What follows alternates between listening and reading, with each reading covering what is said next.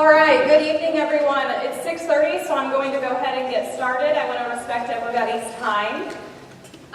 My name is Mrs. Lee. I'm the principal at Claremore High School, and I want to thank you for being here tonight and taking time out of your evening to come listen about what's going on next year at the high school and find out about enrollment. I want to talk about a couple things before I get started with the presentation. The first thing is, this presentation contains a lot of information. And I don't expect that you're going to be able to remember it all. So for this presentation, I actually have one of our wonderful students here recording it.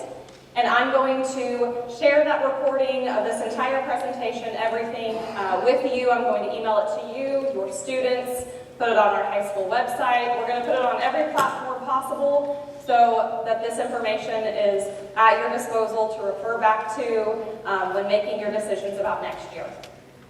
The second thing that I want to talk about is what this presentation is about.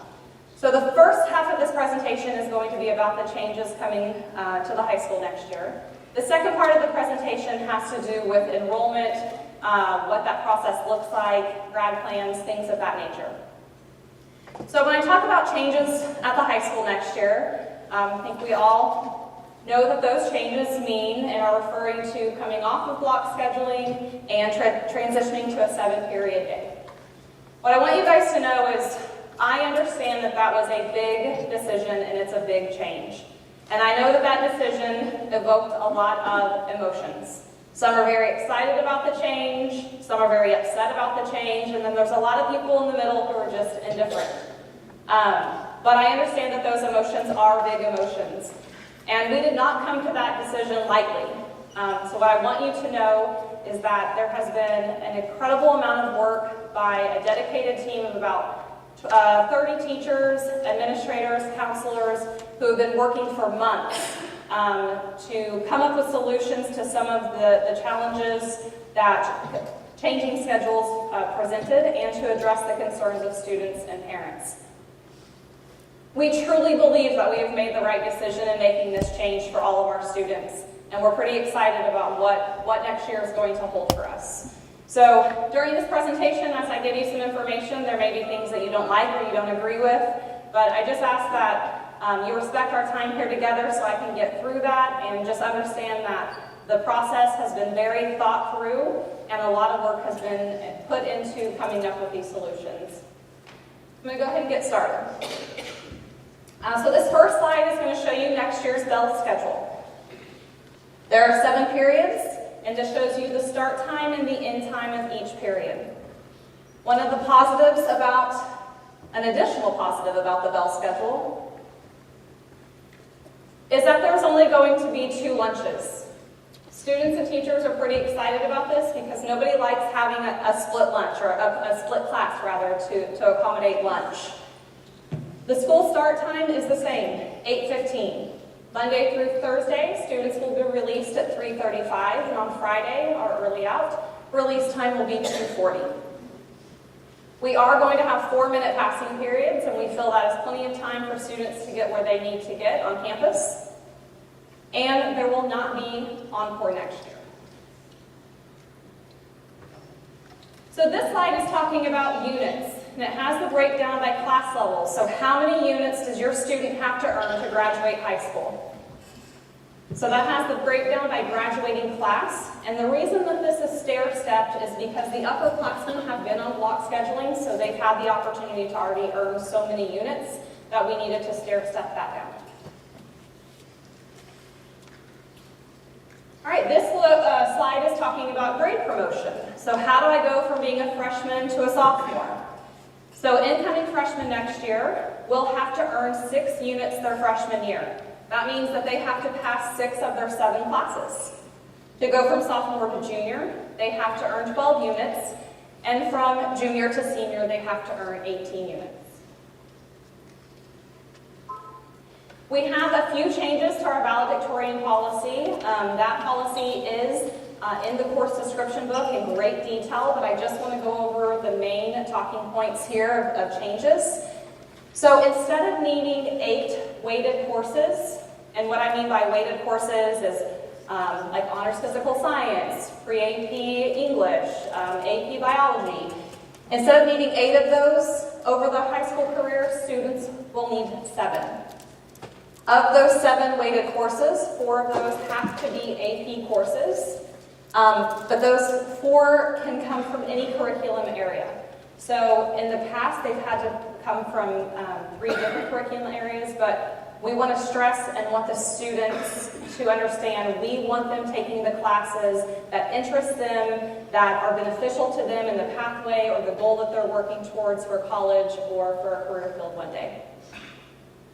Rankings will be pulled at the completion of semester 1.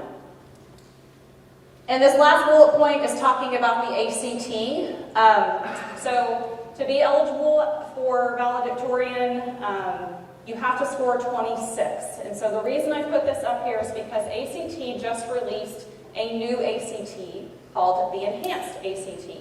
This only tests on 3 content areas: math, English, and reading. The Legacy ACT, which is the one that we've all taken, tests over 4 content areas, the 3 I just mentioned, plus science. So for our valedictorian policy, we are going to require the Legacy. Okay, so I want to talk about concurrent. I know that this has been a point of concern for some people, that coming off of the schedule and block schedule and transitioning to the 7th period day was going to make it to where our students could not take concurrent classes. And I want you to know that that is not accurate. They absolutely can take concurrent classes. A student who takes a concurrent class will also have a travel period. So what this means, what this looks like, is a student who may have first hour concurrently at RSU, their first and second period would be their concurrent class. RSU will be on our campus on April 8th and April 15th to help enroll students for the summer and fall courses. So they'll be in the makerspace, and if your student knows that they want to do that, again, concurrent is only available for 11th and 12th graders. So if your incoming 11th or 12th grader knows they want to take a concurrent class, I urge them to take that opportunity on those dates to meet with RSU and get enrolled. There is one time slot that doesn't work with our schedule. So the on-campus RSU classes in the 10 to 11:15 time slot, that is the only time slot that our students cannot pick a concurrent class. All of the other time slots work out just fine. And actually, RSU is over on the high school campus tonight in the cafeteria. So once this is over, if you have time to go over there, they can answer any questions that you might have and about enrollment or class offerings, things of that nature. Okay, so students who decide to take a concurrent online class, they still get that travel period. But a student may come to us and say, hey, I'm taking this, online. I don't really need that travel period, but I really would like to take this sports journalism class because that sounds really fun and interesting to me. Could I do that? And we're going to say, absolutely. You're asking to further your education and take an additional class that you want to take because you're interested. You got it. If they choose to do that, that means by the end of their high school career, they may have, or they will earn more than 28 units. It's just important to note that the GPA is calculated off the total number of units at the end of their high school career. Some other exciting information about concurrent. Beginning next year, concurrent will be weighted like an honors class. So right now, you take a class at RSU, it's on a 4.0 scale. Beginning next year, it will be on a 4.5 scale. Also, right now, a student has to take Comp 1 and Comp 2 to equal their English 4 unit. But beginning next year, a junior could say, I would like to take Comp 1 at RSU instead of taking English 3 at the high school. They can do that, and they will get their English 3 unit. Then their senior year, they can say, I would like to take Comp 2, and that count as their English 4 credit. They can do that. Or they may decide that they want to take English 3 at the high school on campus, and then their senior year, they would like to take Comp 1 concurrently. they can do that and it would count as their English 4 credit. So again, this policy will go into effect starting next year, and in May we're going to pull next year's valedictorian candidates and kind of talk to them about this process.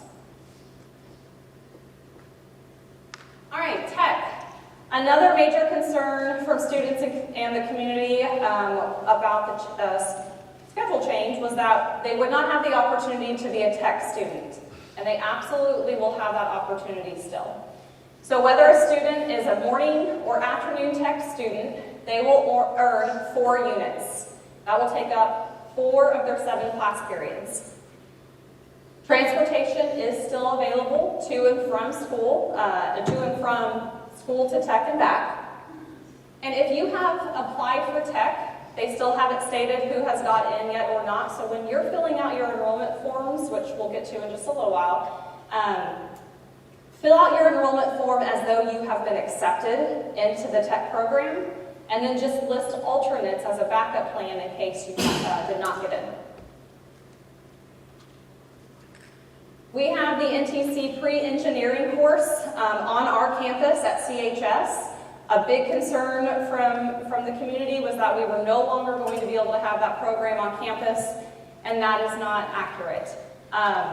NTC has worked really hard to create course mapping for their program that fits within our schedule and allows a student to get through the entire program during their high school career.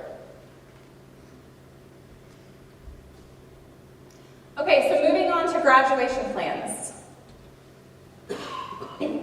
If you have a student, so when I say 10th through 12th grade, I'm talking about like next year's incoming 10th through 12th graders. Most of those students are going to be on either a world language grad plan or a technology grad plan. So they've been working their high school career earning these number of units and these content areas to get to graduation. Next year they'll have a choice. They can stay on their current grad plan, or they have a choice to move to the Career Pathways grad plan.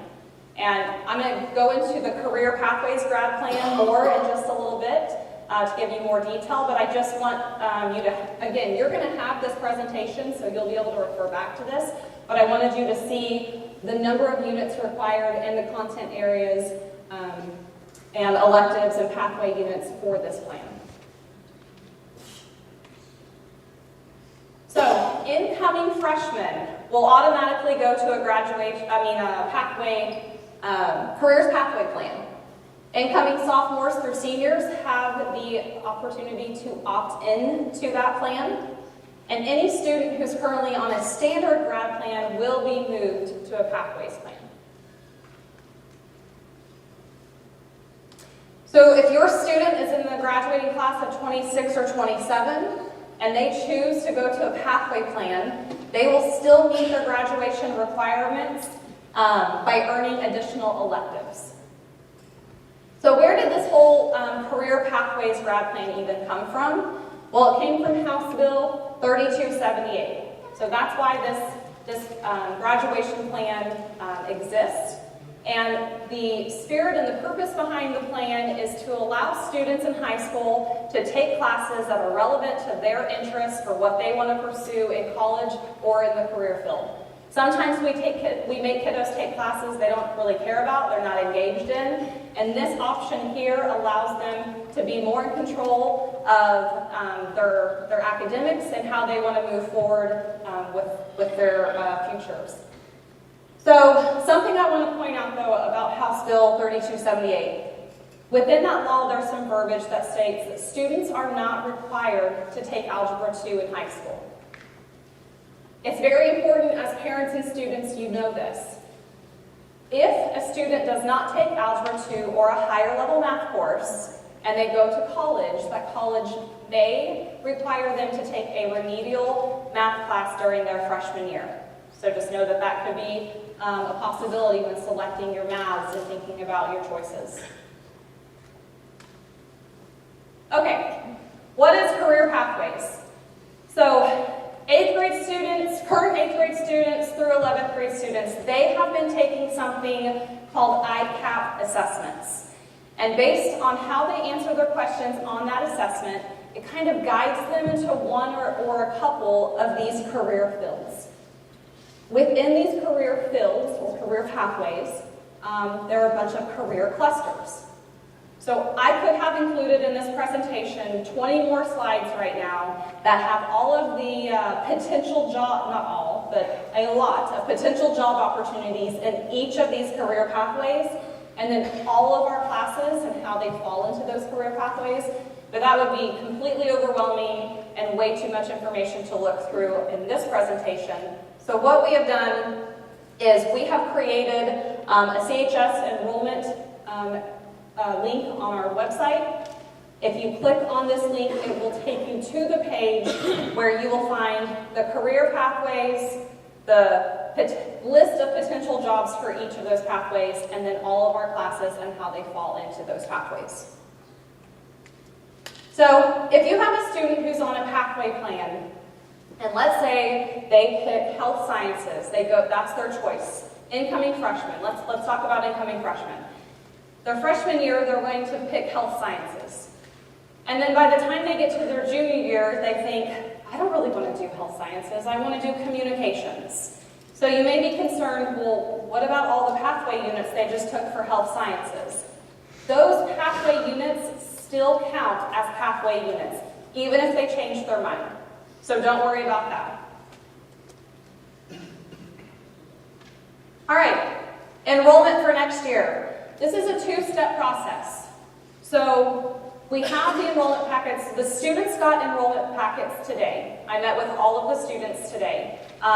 Justice students, we will have, if you're a kiddo from Justice, we will have an enrollment day with you where we have these packets, but those counselors will be communicating that with you. But for Claremore Public School students, they have a packet.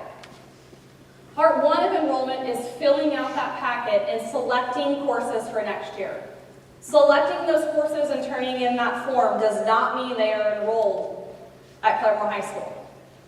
As parents, you still have to go in. I know it's kind of frustrating and seems silly, but every year you have to go in, go to the enrollment page, and actually enroll your child to CPS through that.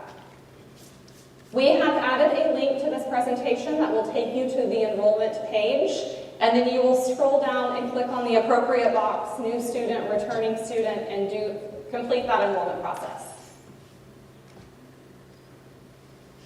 Okay, so once you're enrolled, you have some site options. So you have traditional, which means you're fully in person, every day on campus. Hybrid, you're partially in person and partially online, doing online work through the Edgenuity platform. This is for rare and unique circumstances and needs admin approval. Virtual means you are fully online, working through an online program. Again, this is for certain circumstances and requires admin approval. We wholeheartedly, fully believe that traditional is the best option for education for your students, but we also do know that life happens and sometimes there are circumstances that necessitate these other options. So at this time, I'm going to let Dr. Butler, who is the director of our alternative learning program, talk to you about that. Thank you. Good evening, everyone. Thank you for being here. I appreciate your time. My name is Dr. Michelle Butler. This is my first year in Claremore. I think it is a wonderful place for your students, and I'd like to introduce to you the program that I've been running for the last few months. For those of you that are of my age group, you probably know it is AL, Alternative Learning. For those of you that are a little younger, you might know it as CLC, Claremore Learning Center. I am pleased to tell you that we are going to kind of rebrand our program, and starting next year, we're going to call it Choices. This is a name that our students, my students, brainstormed and put together, and to them, this name represents what our program is, in that it is collaborative and hopeful. It provides opportunities, it's innovative, it's community focused, it's empowering, and it's a place where they can experience success. And I guess I just want to kind of address the elephant in the room and tell you this is not a program where the bad kids or the disciplined kids go. Our Choices program is just that. It's a choice for your student, and your student has a choice to attend or not to attend. We are looking for those students that don't fit into that regular academic day for whatever reason. They might have anxiety because of large classes, or noise might bother them. They might need to leave early because they have to go to work to help support a family. They might be unbelievably brilliant and be super interested in graduating early or moving through their courses very quickly. There is a gamut of reasons that students enroll in our program, and so we are very excited to have each and every one of them. This slide has some information for you, and it will be included in the presentation. I also have some handouts if you're interested in the handouts, but just real quickly, Choices students are referred to the program. You can refer yourself as a student. As a parent, you can refer your student, or you can talk to their counselor, and their counselor can complete the referral form.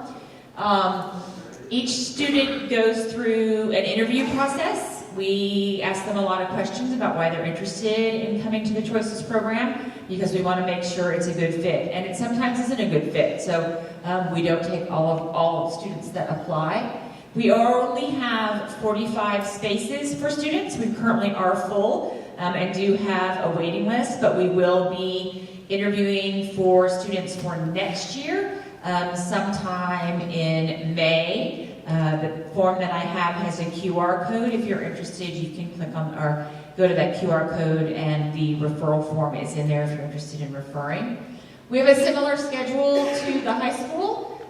We firmly believe that all students, regardless of circumstances, can achieve high school graduation. That's very important to us. And then we talk about some special features, including some smaller class sizes, the opportunity for students to design their path to graduation through computer-based, teacher-directed, project-based learning, and a lot of student choice in their educations. I did want to kind of point out some stuff on the bottom, that just because you go to Choice doesn't mean you miss out on all the fun stuff that occurs at CHS. Our students go to prom, they participate in athletics, they go on college visits, they go to Northeast Tech, they're able to do concurrent enrollment.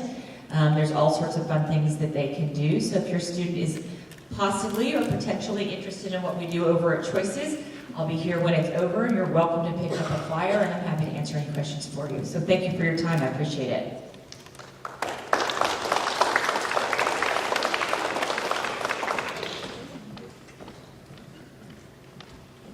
All right.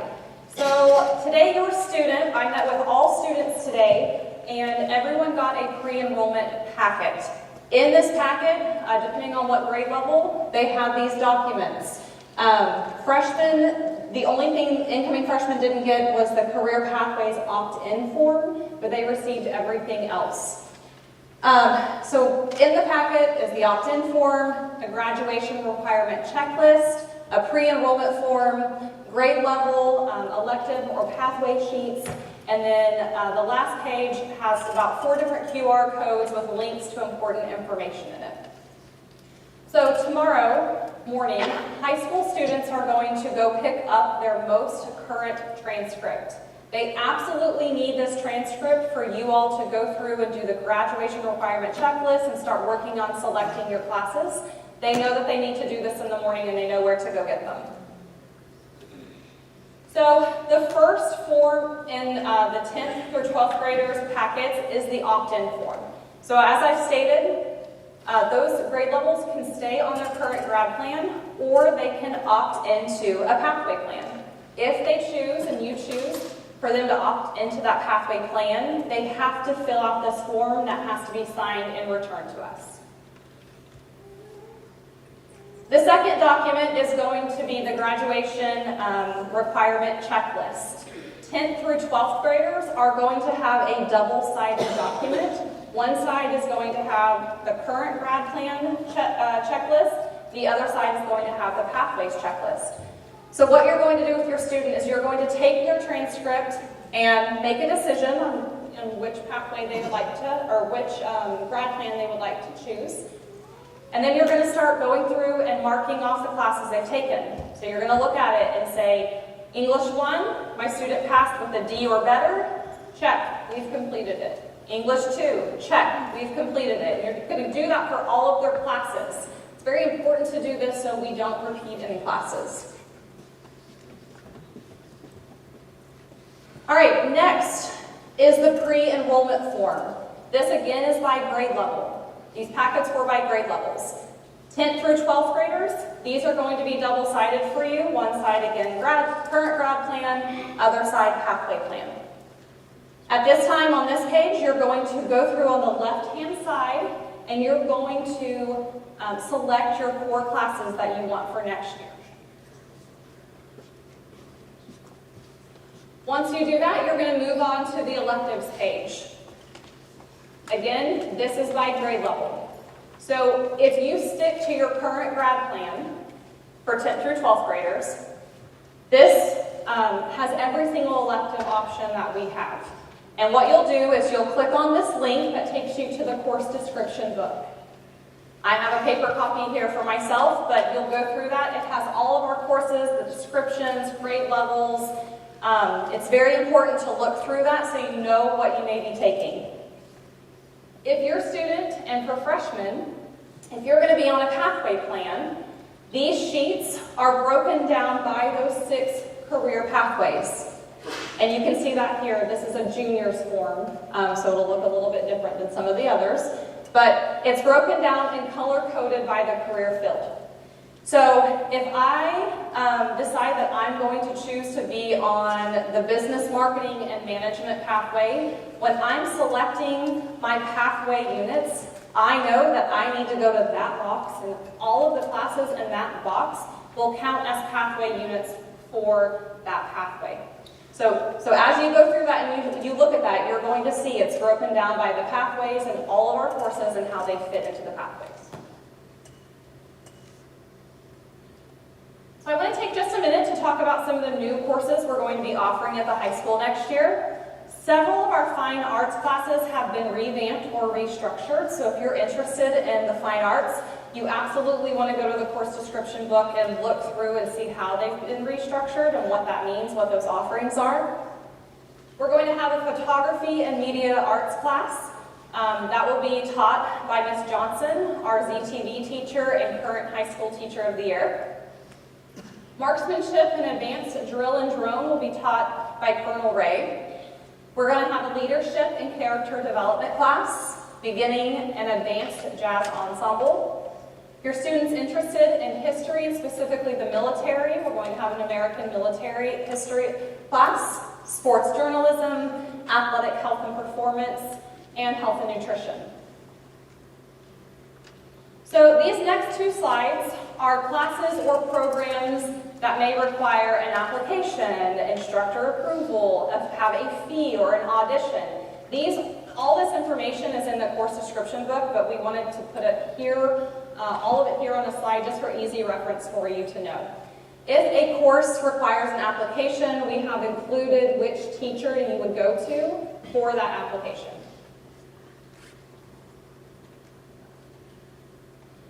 Okay, something we are super excited at the high school about for next year is we are going to have a new aviation program. This program consists of 2 plans, a pilot plan and an unmanned aircraft systems plan. It's a 4-course program that by the end of it, the students will be equipped with the knowledge and the skills to then move on and possibly take the test and get the certification for a private pilot or a commercial drone operator. At the bottom of this, I've kind of mapped out what the progression of classes would look like. So freshmen, you would enroll in Aviation 1 technology and move through that way. But I want to stress to you all, if you're a sophomore through a senior and you're interested in this program, don't discount this.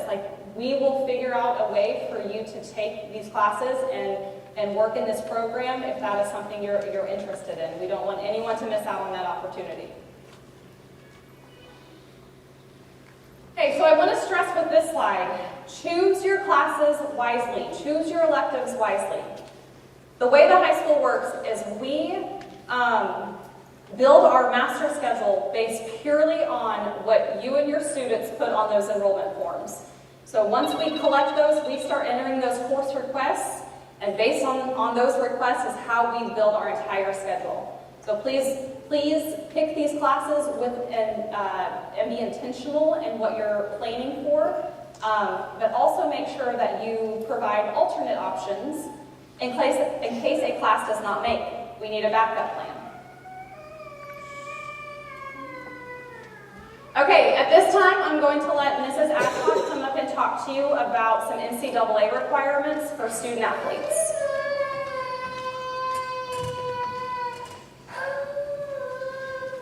Hello, good evening. My name is Sarah Adcock.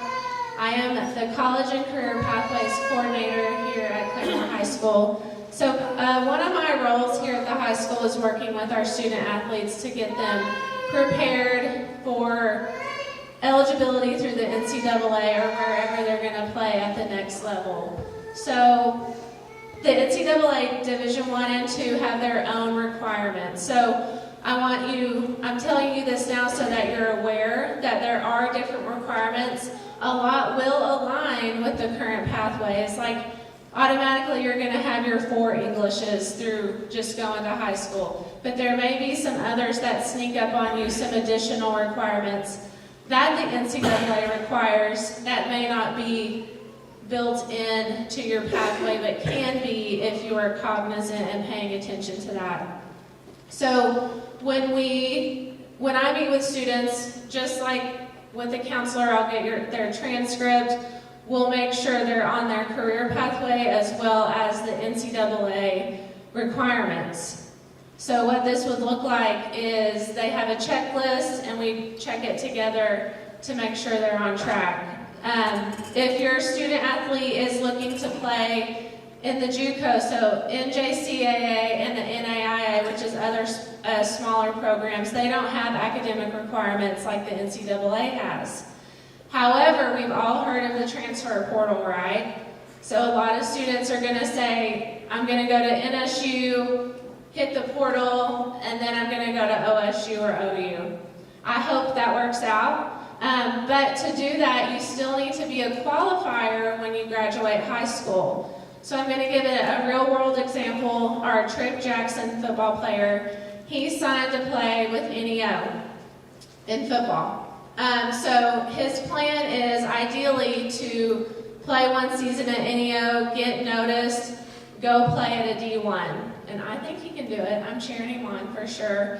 But he can only do that if he was a qualifier out of high school. So if he was a non-qualifier, didn't meet all the requirements set by the NCAA, he would have to graduate from NEO and then transfer, which nobody wants to do that if you're an athlete, you know what I mean? You want to go and play in the D1 as soon as possible. But again, I just want you to be aware of that. This is my email. Feel free to email me questions anytime. Have your students email me. I'll call them out of their non-4 classes to talk about this process. We could set up their eligibility center accounts together. So just know that I am here to support your student athletes through that process and make sure that they have a successful plan when they are graduating as a Zebra. Thank you.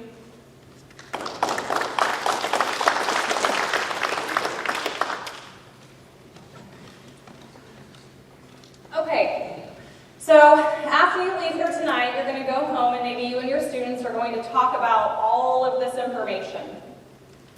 And what I need for you and your kiddos to do is you're going to have tonight, Friday, Saturday, Sunday, Monday, 5 days for you guys to maybe go back over the presentation again, look at these documents, and take the time to decide, do we want to stay on our current grad plan, go to a pathway, make all of those decisions and fill out that pre-enrollment form. Those forms I need to be turned back in on Tuesday. So on Tuesday, those forms are due. If your student is opting into a pathway, that form is due. Pre-enrollment forms are due. So parents and students have to sign that pre-enrollment form. If we don't get these forms, we're going to be picking those classes for you. And that's just not a good situation because inevitably we will pick something that you're just not that interested in. Okay, after going through all of this, you may still have questions, and you may still want to meet with us one-on-one to talk about those questions. And so we are going to have after-school office hours on Monday and Tuesday of next week from 4 to 7 to meet with you and your student if you need that. So in this presentation, you would click on the My Conference Time to sign up for one of those appointments to meet with us.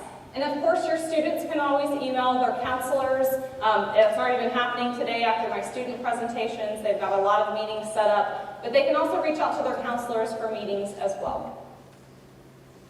At the bottom of the screen here, I have shown the breakdown of last name alphabet and who their counselor would be. So A through F last name, you have Mrs. Morgan. G through N has Mrs. Vanneman, and O through Z has Mrs. Grace.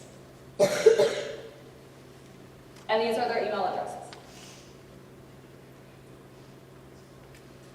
Okay, this entire presentation, the whole pre-enrollment packet, all of that is going to be on our website.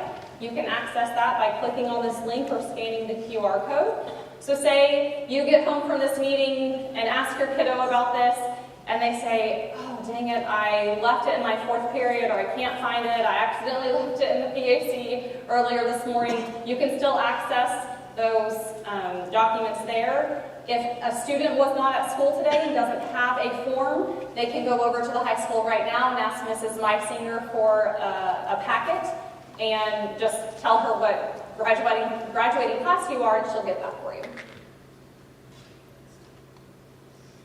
Okay, so hopefully I've answered most of the questions about the schedule change, what that transition is going to look like, and hopefully I've answered a lot of questions about enrollment in the process.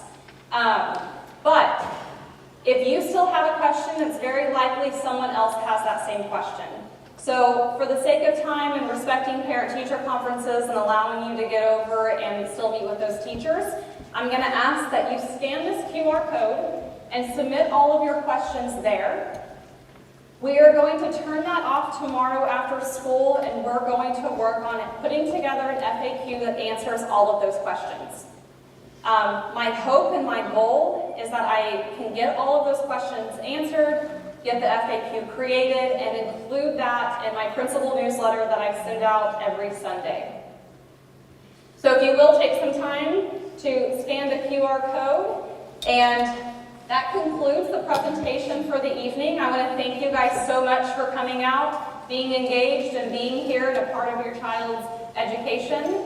And I'm going to go ahead and close and let you guys get on out of here and go about your evening. Thank you.